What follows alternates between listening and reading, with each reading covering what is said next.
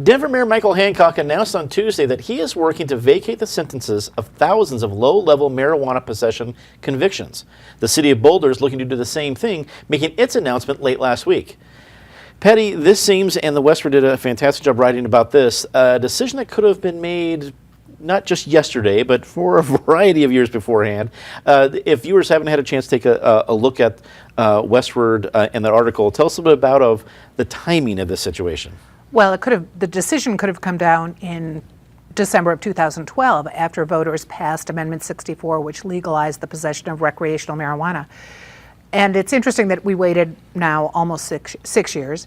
And on top of it, Denver waited just a few days after Boulder laid out, DA Dougherty, the new DA there, laid out a very complicated but expansive plan and you don't have to apply, they're going to look for you, because so many of the people who've been charged on these cases for minor possession, and it's also been really disproportionately affecting minority people or poor people who don't have lawyers who can go knock down those charges, which is what happened. So Denver's announcement is very similar in planning to what Boulder's going to do. The state of Colorado has also done a couple pardons for similar types of violations, but minor possession issues, it's great that they're going to clean them out. Let's hope they do it and take a proactive move rather than waiting for people to come to them.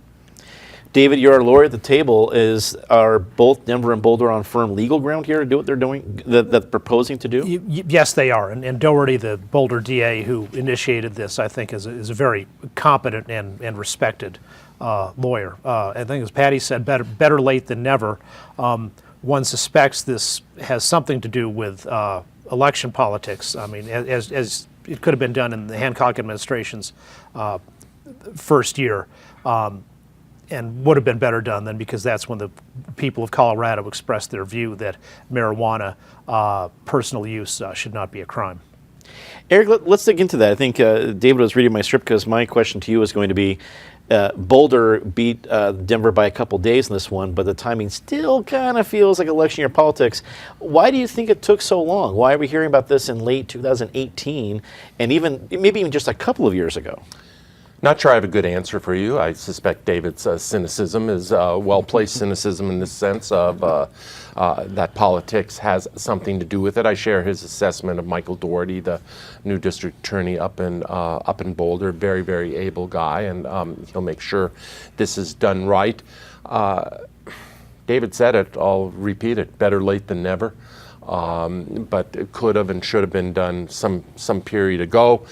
I'm probably not as enthusiastic as some others around this table about Amendment 64, and I still think the whole history of that experiment is to be written. But given that the changing mores around marijuana and marijuana policy, given the reality around it, this is an overdue step, and if it helps some people clear out records, so much the better.